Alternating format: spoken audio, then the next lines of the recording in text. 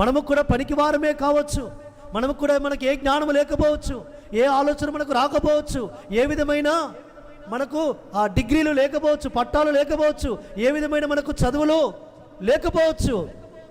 కానీ పరిశుద్ధాత్మతో నింపబడితే, పరిశుద్ధాత్మతో నింపబడి ఆయన సన్నిధిలో మనము నిలబడగలిగితే ఆయన మన ద్వారా కూడా అద్భుతాలు జరిగించుకుంటాడు. పరమ తండ్రి నీకు స్తోత్రం, పరమ తండ్రి నీకు స్తోత్రం.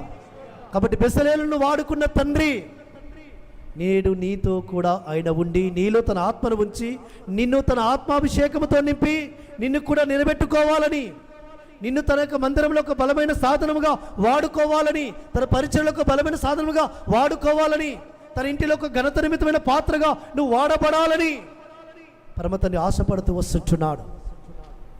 ఆ పరమతండ్రి ఆశ నెరవేర్చడానికి నువ్వు ఆస్కారం ఇస్తే, నువ్వు అవకాశం ఇస్తే